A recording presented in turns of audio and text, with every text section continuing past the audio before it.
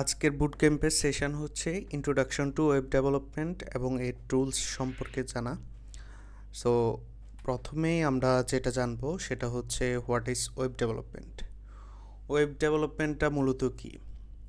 Web development হচ্ছে এমন একটি প্রসেস যার মাধ্যমে আমরা ওয়েবসাইট এবং ওয়েব অ্যাপ্লিকেশান ডেভেলপ করি বা প্রিপেয়ার করি, যেটা ইন্টারনেট অথবা ইন্ট্রানেটের মাধ্যমে আমরা অ্যাক্সেস করতে পারি। এখানে যে প্রসেসটি ইনভলভ থাকে, অর্থাৎ শুরু থেকে শেষ পর্যন্ত যে প্রসেসটা থাকে সেটা মূলত একটা স্ট্যাটিক ওয়েব পেজ থেকে একদম complex dynamic web applications, e commerce platform, social media website এবং যে কোনো অ্যাপ্লিকেশান তৈরি পর্যন্ত পুরো প্রসেস করে থাকে। তাহলে ওয়েব ডেভেলপমেন্ট বলতে আমরা আসলে কী কনক্লুশনে আসতে যাচ্ছি? এটা মূলত আমরা যে কোনো একটা অ্যাপ্লিকেশানের কমপ্লিট ডেভেলপমেন্টের যে পুরো প্রসেসটা, সেটাকে আমরা ওয়েব ডেভেলপমেন্ট বলতেছি। এখন আমরা যদি একটা ওয়েব অ্যাপ্লিকেশান বা ওয়েবসাইট বলি, যেটার আর্কিটেকচার যদি চিন্তা করে থাকি, তাহলে এটাকে আমরা দুইটা পার্টে ভাগ করে থাকি। একটা হচ্ছে এটার ফ্রন্ট এন্ড এবং এটার ব্যাক এন্ড। এখন আমরা যদি একটু আন্ডারস্ট্যান্ড করতে চাই ফ্রন্ট এন্ড এবং ব্যাক এন্ড জিনিসটা কি। ফ্রন্ট এন্ড হচ্ছে মূলত একটা ওয়েবসাইট বা অ্যাপ্লিকেশনের ভিজিবল পার্ট, যেটা একটা ইউজার ব্রাউজারের থ্রুতে ইন্টারেক্ট করে, অর্থাৎ সে একটা ব্রাউজারের থ্রুতে যে কোনো একটা ওয়েবসাইট বা অ্যাপ্লিকেশান অ্যাক্সেস করে, অর্থাৎ সে যে ভিজিবল পার্টটা দেখতে পায় সেটাকে আমরা ফ্রন্ট এন্ড বলতেছি। এখন তাহলে ব্যাক এন্ডটা কি? ব্যাক এন্ড মূলত ওই অ্যাপ্লিকেশানেরই একটা ইনভিজিবল পার্ট, যেটা আসলে ইউজার দেখতে পায় না। সেটা মূলত একটা সার্ভারে প্রসেস হতে থাকে বা রান হতে থাকে, যেখানে তার রিকোয়েস্ট, রেসপন্স, যে কোনো ধরনের রাউটিং সেটা হ্যান্ডেল হয় এবং ওই অ্যাপ্লিকেশনের যে বিজনেস লজিকগুলো আছে সেগুলো এক্সিকিউট করে। এই যে ব্যাকএন্ড, সে ডাটাবেসকে অ্যাক্সেস করে, ডেটা প্রসেস করে এবং ফ্রন্ট এন্ডে যে ইউজার বসে আছে, সে কোনো একটা ডেটা রিকোয়েস্ট করতেছে বা একটা রেসপন্স রিকোয়েস্ট করতেছে, সেটাই তার কাছে রেজাল্ট হিসেবে রিটার্ন করে। এখন ওয়েবসাইট বা ওয়েব অ্যাপ্লিকেশান, আমরা সেই যারা এখানে প্রত্যেকেই সফটওয়্যার ইঞ্জিনিয়ারিং প্রফেশনের সাথে আছি, অর্থাৎ আমরা সফটওয়্যার ইঞ্জিনিয়ারিং স্টাডি করতেছি সেই শুরু থেকে। সো ওয়েবসাইট, ওয়েব অ্যাপ্লিকেশান এই নামগুলো আমরা নিয়মিত শুনি, কিন্তু আমাদের কাছে কি এমন কোনো প্রশ্ন জাগে এই ওয়েবসাইট এবং ওয়েব অ্যাপ্লিকেশানের মধ্যে আসলে পার্থক্যটা কী? এটা একটা কনফিউশনাল কোশ্চেনের মতোই।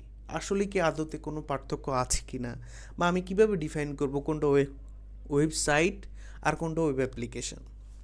এখন আমি এটাকে একটা সিম্পলিফাই ওয়েতে ভাগ করেছি। ওয়েবসাইট হচ্ছে এমন একটি কালেকশন যেখানে হচ্ছে আপনি স্ট্যাটিক এবং ডাইনামিক কিছু ওয়েব পেজ পান, যেটার মাধ্যমে আপনি ইনফরমেশান এবং কন্টেন্ট কালেক্ট করেন, অর্থাৎ যে ভিজিটর বা ইউজার একটা ওয়েবসাইটে প্রবেশ করে, সে মূলত কিছু কন্টেন্ট এবং স্ট্যাটিক কিছু ডাটা সে অ্যাক্সেস করতে পারে বা দেখতে পারে।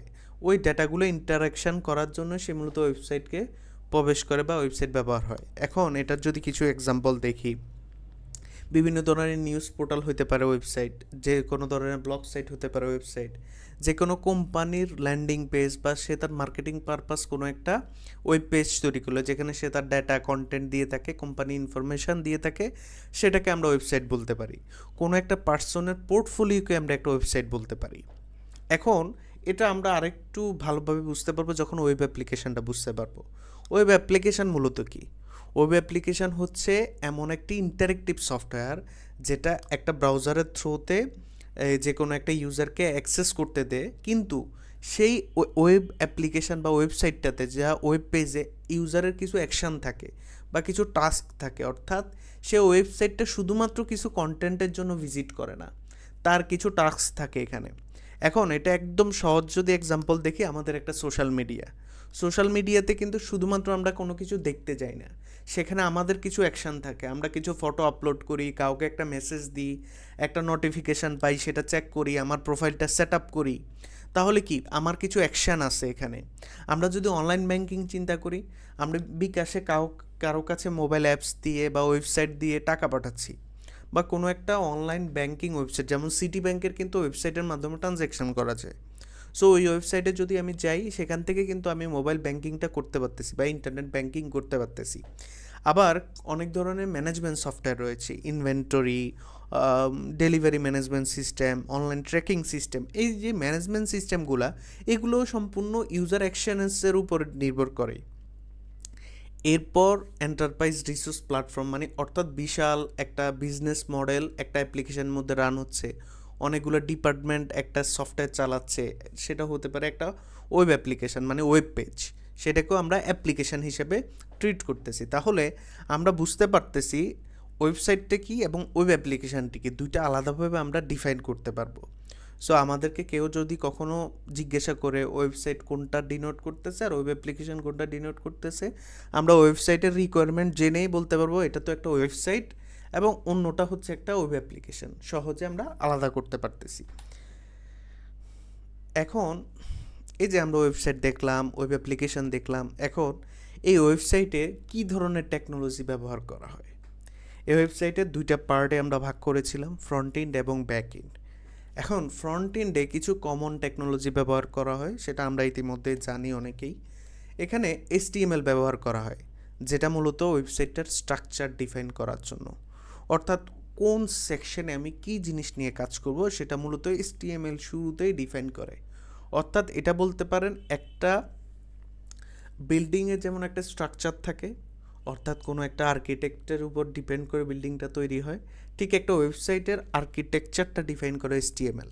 মানে এটা এখানে মেসেজ বক্স হবে, এখানে কন্টেন্ট হবে, এখানে স্লাইডার হবে, এই পুরো প্ল্যানিংটা কিন্তু HTML স্ট্রাকচার সাজানোর সময় হয়ে যায়। এরপর আসি CSS, অর্থাৎ এই যে আমার স্ট্রাকচারাল জিনিসটা সেটাকে একটু ডিজাইন করা আর একটু ইন্টারেক্টিভ করা, যেটাকে আমরা UI বলতেছি। সো এই UI পার্টটাকে ডিজাইন করা, একটা লেআউট দাঁড় করানো। আচ্ছা ওকে, আমি স্ট্রাকচার দাঁড় করালাম, সেটা ভিজিবল হইতে ডিজাইনে কীভাবে আসবে, CSSটা ফরম্যাটিংয়ের মাধ্যমে সাইজ, রিসাইজ, ফন্ট অ্যালাইনমেন্ট এগুলো যখন করব তখন পুরো ডিজাইনটা একটা পারফেক্ট স্ট্রাকচার বা শেপিংয়ের মধ্যে আসবে। এরপর আসি জাভাস্ক্রিপ্ট। আমরা শুনেছি UI এবং UX, অর্থাৎ ইউজার এক্সপিরিয়েন্স বা ইন্টারেকশন। UI দিয়ে তো একটা ডিজাইন তৈরি করলাম CSS HTML দিয়ে, তার অনেকগুলো অ্যাকশন থাকে না ছোট ছোট ডিজাইনের মধ্যে। এই যে অ্যাকশন এলিমেন্টগুলো, বিভিন্ন কন্ডিশনাল এলিমেন্ট নিয়ে কাজ করার ক্ষেত্রে আমার জাভাস্ক্রিপ্ট ফ্রন্ট এন্ডে প্রয়োজন হয়। সো জাভাস্ক্রিপ্টের ক্ষেত্রে আমাদের কিছু কনফিউশন থাকতে পারে, এটা কি আসলে ব্যাক এন্ড ল্যাঙ্গুয়েজ না ফ্রন্ট এন্ড ল্যাঙ্গুয়েজ। সো আমরা পরবর্তী পার্টে জিনিসটা আরও একটু ব্রিফ করব, তখন আমরা ক্লিয়ারিফাই হতে পারবো। এখন ফ্রন্ট এন্ডের কিন্তু কিছু রিনাউন্ড লাইব্রেরিজ এবং ফ্রেমওয়ার্কস চলে এসেছে নতুন ডেভেলপমেন্ট আমাদের জেনারেশনে এসে। সেটা কি, আমরা এখন শুনতে পাই রিয়েক্টের কথা, ভিউর কথা, অ্যাঙ্গুলারের কথা। এগুলো মূলত ফ্রন্ট এন্ডের কিছু ফ্রেমওয়ার্ক। আমরা HTML CSS দিয়ে, জাভাস্ক্রিপ্ট দিয়ে একসময় কাজ করতাম, এখন চাইলে আমরা ফ্রেমওয়ার্কের মাধ্যমে আরও সহজে ফ্রন্ট এন্ডের কাজটাকে কমপ্লিট করতে পারি। ওকে, এখন আসি আমাদের back end server side related যে টেকনোলজিগুলো সেগুলো নিয়ে।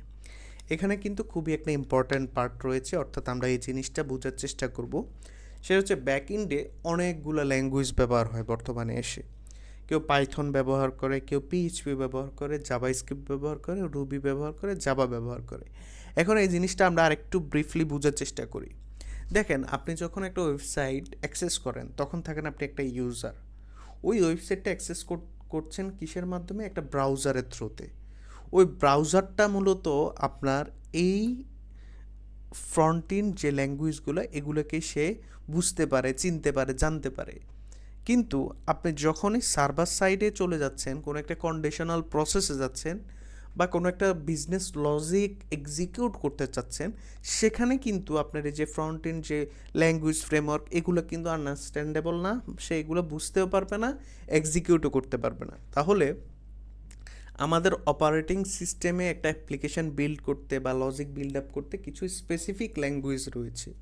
সো সেই ল্যাঙ্গুয়েজগুলোর মধ্যে Python, PHP, JavaScript, Ruby, Java, এই পাঁচটা বা আরও এক্সটেন্ডেড ল্যাঙ্গুয়েজ, গো ল্যাঙ্গুয়েজ রয়েছে এখন পপুলার। সো এই ল্যাঙ্গুয়েজগুলো মূলত ব্যাক এন্ডে আমাদের বিজনেস লজিক ইমপ্লিমেন্টেশনের জন্য হেল্প করে। এখন আপনার প্রশ্ন জাগতে পারে, আমি কখন কোনটা কীভাবে ব্যবহার করব। আপনি ওয়েব অ্যাপ্লিকেশান ডেভেলপমেন্ট করার জন্য যে কোনো ল্যাঙ্গুয়েজ চুজ করতে পারেন, আপনি যে কোনো ল্যাঙ্গুয়েজ চুজ করতে পারেন। এখন এই ল্যাঙ্গুয়েজগুলো বিভিন্ন পারফরমেন্স, মেজারমেন্ট, ফিউচার প্রেডিকশনের উপর নির্ভর করে। এখন তখন আপনাকে ডিসিশন মেক করতে হবে আমি কোন ল্যাঙ্গুয়েজে যাব, কীভাবে যাব। বাট যেহেতু আমরা একটা স্টার্টার পয়েন্টে আছি, অর্থাৎ বিগিনিং পয়েন্টে আছি, আমরা যে কোনো একটা ল্যাঙ্গুয়েজ বা তার এনভায়রনমেন্ট চুজ করতে পারবো। আমি এখানে আরও একটা জিনিস ডিনোট করেছি, প্রত্যেকটা ল্যাঙ্গুয়েজের পাশে তার কিছু রিনাউন্ড ফ্রেমওয়ার্ক, অর্থাৎ একটা ফ্রেম, সাজানো গুছানো একটা ফ্রেম, যেটার মাধ্যমে আপনি আরও একটু সহজ পদ্ধতিতে ওই ওয়েব অ্যাপ্লিকেশনটা ডেভেলপ করতে পারেন, যাকে ফ্রেমওয়ার্ক বলি। এই ফ্রেমওয়ার্কগুলোকে ডিনোট করেছি। ফিউচারে আমরা ফ্রেমওয়ার্কের আরও বিস্তর আলোচনা জানবো এবং আরও ব্রিফ ডিসকাশন করব। এখন আমরা তো জানলাম সার্ভার সাইডের কিছু ল্যাঙ্গুয়েজ সম্পর্কে বা ফ্রেমওয়ার্ক সম্পর্কে। সো এই ফ্রেমওয়ার্ক বা ল্যাঙ্গুয়েজ কোনো না কোনো ডেটা নিয়ে তো কাজ করে, অর্থাৎ তার কাজই হলো কোনো না কোনো ডেটাকে প্রসেস করা। সো এই ডেটা প্রসেস করা, স্টোর করা, রাখা, রিড করা, ডিলিট করা, এটার জন্য আমাদেরকে কোনো না কোনো ডাটাবেজের হেল্প নিতে হয়। সো এই ডাটাবেজের কিছু রিনাউন্ড ল্যাঙ্গুয়েজ রয়েছে বা প্ল্যাটফর্ম রয়েছে, সেগুলো হচ্ছে মাইস্কুয়েল, পোস্টগ্রেসকুয়েল, মঙ্গোডিবি, এসকিউএলআইট। এগুলোর মাধ্যমে আমরা ডাটাকে প্রসেস করতে পারি বা ডাটা বিভিন্ন ধরনের মডিফিকেশান বা কোনো ধরনের অ্যাড, এডিট, আপডেট, এই ধরনের ওয়ার্কিং বা প্রসেস বা অনেক বড় একটা ডেটা হ্যান্ডেল করার জন্য আমরা ডাটাবেসকে ইউজ করতে পারি বা ব্যবহার করতে পারি। সো এখন আসি ডেভেলপমেন্ট টুলস নিয়ে। এই যে আমি অনেক কিছু জানলাম, ফ্রন্ট এন্ড জানলাম, ব্যাক এন্ড জানলাম। সো এখন আমরা জানবো এই যে ডেভেলপমেন্ট যে করব, এই যে কাজগুলো যে করব, এইগুলোর জন্য আমি কি কি টুলস ব্যবহার করতে পারি বা আমার কি কি টুলস প্রয়োজন হতে পারে। সো সাধারণত আমরা ডেভেলপমেন্টের ক্ষেত্রে প্রথম প্রাইমারি যে জিনিসটা আসে সেটা হচ্ছে কোড এডিটর। কোথায় আমি এডিট করব, কোথায় মূলত আমার কোডটা লিখব। একেবারে প্রথম দিকের হিস্ট্রি অ্যানালাইসিস যদি করি, একেবারে ফার্স্ট লেভেল যারা ডেভেলপার ছিল তারা কীভাবে কাজ করতো, তারা মূলত সিম্পল নোটপ্যাড ব্যবহার করতো। নোটপ্যাড প্লাস প্লাসও না, সিম্পল নোটপ্যাডেই কোড করতো। এবং আরও অনেকগুলো প্ল্যাটফর্ম ছিল একেবারে সিম্পলিফাই, সেখানে অত ইন্টারেক্টিভ কিছু ছিল না, ডেভেলপার ফ্রেন্ডলি কোনো এনভায়রনমেন্ট ছিল না, মুখস্থ কোড করা লাগতো। অনেক সময় কোড একেবারে কম্পাইল করার পরে এসে বুঝতে পারতো আচ্ছা এখানে ভুল হচ্ছে। এখন আমরা কিন্তু আরও চমৎকার কিছু কোড এডিটর পাই, যেমন VS code. So VS code কিন্তু খুবই ফেমাস একটা কোড এডিটর, যেখানে আমি সহজে যে কোনো ল্যাঙ্গুয়েজে কোড করি, সে আমাকে সাজেস্ট করে, সে আমার ভুলটা আইডেন্টিফাই করে দিচ্ছে। এরপর সাবলাইম টেক্সট, ফন্টিন ডিজাইনিংয়ের জন্য সাবলাইম টেক্সট খুবই পপুলার। অ্যাটম নামে আরেকটা এডিটর আছে, আমরা যে কোনো একটা এখান থেকে পিক করতে পারি। যেহেতু ভিজুয়াল স্টুডিও বা ভিএস কোড সব থেকে বেশি ফেমাস, আমরা এটাকে পিক করলাম। এরপর আসি ব্রাউজার বা ডেভ টুলস। আপনি যে ওয়েবসাইট তৈরি করতেছেন বা ওয়েবসাইটে কাজ করছেন, সো এই যে ওয়েবসাইটটা অ্যাক্সেস করার জন্য তো আপনার কোনো ব্রাউজার লাগবে অবশ্যই, সেক্ষেত্রে ক্রোম বা ফায়ারফক্স ব্যবহার করতে পারেন। এখন এই ব্রাউজারের সাথে আবার দুইটা ইন্টারেক্টিভ টুলস আপনার প্রয়োজন হবে। একটা হচ্ছে ইন্সপেক্ট এলিমেন্ট, আপনার ব্রাউজারে একটা ইন্সপেক্ট এলিমেন্ট অপশান থাকে, সেটা আমরা পরবর্তীতে অ্যাডভান্স ডিজাইনিংয়ের টুলসের ক্ষেত্রে বা কোনো একটা ডিজাইন ডিভাগ করার টেকনিকের সময় এটা দেখব। এবং কনসোল, অর্থাৎ কনসোলের মাধ্যমে আমরা জাভাস্ক্রিপ্টের কোনো একটা কমান্ডকে দেখতে পারি বা কোনো কিছু ডিভাগ করতে পারি বা কোনো একটা জিনিস লেখা প্রিন্ট করতে পারি কনসোলের থ্রুতে। সো এই যে এই টুলসগুলো আমাদের ওয়েব ডিজাইন করতে যাই, ডেভেলপ করতে যাই, এগুলো আমাদের প্রয়োজন হবে। এরপর আসি ভার্সন কন্ট্রোলিং। আমি যে কোডটা করছি লোকালি, এই কোডটা অবশ্যই কোথাও না কোথাও স্টোর করা লাগবে, বিকজ অফ এনি টাইম আমার ফাইল হারিয়ে যেতে পারে বা কোথাও মিসিং হতে পারে। সো আবার আমার প্যারালাল অনেকজনের সাথে একটা কোড হতে পারে না আপনারা 4-5 জন একটা কোড করছেন, সেক্ষেত্রে আমার তো কোনো একটা সেন্ট্রাল পয়েন্ট লাগবে যেখান থেকে কোডটা ইজিলি ম্যানেজ করতে পারবো। সো এই জন্য কিছু টুলস রয়েছে বা টেকনোলজি রয়েছে, যেটা হচ্ছে ভার্সন কন্ট্রোল। সো এখানে আমি আমার কোডের অনেকগুলো ভার্সন ম্যানেজ করতে পারি। আচ্ছা 2024 সালে আমার কোডে এই ফিচার ছিল, এগুলোকে আমি একটা ভার্সন করলাম। 2025 সালে এসে নতুন কিছু ফিচার ইন্ট্রোডিউস করলাম, সেটাকে নিয়ে আমি একটা নতুন ভার্সন রিলিজ করতেছি। সো এটা কেন বলতাম, দেখেন উইন্ডোজ আপনারা অনেকেই ব্যবহার করে, উইন্ডোজ যেহেতু পপুলার উইন্ডোজ নিয়ে বলি। উইন্ডোজ 10 এটা কিন্তু একটা অপারেটিং সিস্টেমের ভার্সন, উইন্ডোজ 11। সো উইন্ডোজ 11-এর একটা ভার্সন, তাহলে দুইটা কিন্তু আলাদা আলাদা, দুইটার ফিচার আলাদা। সো আপনার কোড করার ক্ষেত্রেও আপনার কোডের কিছু ফিচার আলাদা আলাদা ফিচার থাকবে। এগুলোকে আলাদা করে ফ্যাশনিং করা লাগবে। সো এই টেকনিকগুলোকে ইজিলি ম্যানেজ করার জন্য গিটটা মূলত আমার টেকনোলজি, গিটহাব আর গিটল্যাব হচ্ছে প্ল্যাটফর্ম। সো এই গিট ব্যবহার করে গিটহাব বা গিটল্যাবে আমি আমার কোডকে ম্যানেজ করতে পারতেছি। সো জানলাম আমরা ভার্সন কন্ট্রোল টুলস সম্পর্কে। এখন আসি প্যাকেজ ম্যানেজার। আমাদের ডেভেলপমেন্টকে মোর ফ্রেন্ডলি, মোর ইজিয়ার করার জন্য প্রত্যেকটা প্রোগ্রামিং ল্যাঙ্গুয়েজের অসংখ্য প্যাকেজ রয়েছে। এটা মিলিয়নসও পার হয়ে গেছে যদি ক্যালকুলেট করতে যান আপনি। বিভিন্ন জিনিসের দেখবেন প্যারালাল অনেক প্যাকেজ। যদি একটা স্পেসিফিক টার্মের কোনো একটা প্যাকেজ, ওইটারই সিমিলার আরও 10টা প্যাকেজ আছে। তো তার মানে কি, আমাদের কাজকে সিমিলার করার জন্য অসংখ্য প্যাকেজ রয়েছে। আপনি কি চাইলে সবগুলো প্যাকেজ এখানে ডাউনলোড করতে পারবেন বা এনে আপনি ব্যবহার করতে পারবেন লোকালি? সম্ভব না, কারণ এত প্যাকেজ যদি আমার লোকালি রাখতে চাই আমার প্রচুর স্পেসের প্রয়োজন হবে। তাহলে আমার কোনো না কোনো একটা প্যাকেজ ম্যানেজার প্রয়োজন, যে আমাকে হেল্প করবে। আমার ওই নির্দিষ্ট প্যাকেজটা দরকার যেটার মাধ্যমে আমার প্রজেক্টে আমি কাজ করতে পারবো। সো যেই ম্যানেজারের মাধ্যমে আমি যে কমিউনিকেশনটা করি, আচ্ছা আমার XYZ এই প্যাকেজটা দরকার, আমাকে এটা দাও, তখন আপনি ওই প্যাকেজ ম্যানেজারের মাধ্যমে আপনার লোকাল এনভায়রনমেন্টে ডাউনলোড করে নেন। সো এটার জন্য এক একটা প্রোগ্রামিং ল্যাঙ্গুয়েজে এক এক ধরনের প্যাকেজ ম্যানেজার রয়েছে। আপনি যদি জাভাস্ক্রিপ্টে কাজ করেন, জাভাস্ক্রিপ্টের নোডের প্যাকেজ ম্যানেজার আলাদা রয়েছে, অর্থাৎ জাভাস্ক্রিপ্ট যে প্যাকেজগুলো রয়েছে সেগুলো NPM এর থ্রুতে আমরা ব্যবহার করি। পাইথনেরগুলো পিপ, পিএইচপির যে ইয়াগুলো আছে অর্থাৎ প্যাকেজগুলো আছে সেগুলো আমরা কম্পোজারের থ্রুতে ব্যবহার করতে পারি। এখন আসি কমান্ড লাইন টুলস। এখন অনেক দিন ধরে আমরা কি করতেছি, ইউআই থ্রুতে, অর্থাৎ উইন্ডোজের যে ইউআই সিস্টেম সেটা ব্যবহার করে কাজ করি। এখন আমরা যখন ডেভেলপমেন্ট করতে যাব সেক্ষেত্রে আমাদের কিন্তু হিউজ কমান্ড লাইন ব্যবহার করতে হবে, অর্থাৎ কমান্ড ব্যবহার করে কাজ করতে হবে। সেক্ষেত্রে আমরা মূলত টার্মিনাল, কমান্ড প্রম্পটস, পাওয়ার শেল, এই কমান্ড লাইন টুলসগুলো ব্যবহার করি। এটার মাধ্যমে আমাদের কমান্ডগুলোকে আমরা নিয়ন্ত্রণ করতে পারি। আচ্ছা, এখন আসি, আমি প্রোগ্রামিং ল্যাঙ্গুয়েজ জানলাম, ওয়েব ডেভেলপমেন্ট কনসেপ্ট জানলাম, ফ্রেমওয়ার্ক জানলাম, টুলস জানলাম। এখন আসি প্রজেক্ট সেট আপ নিয়ে।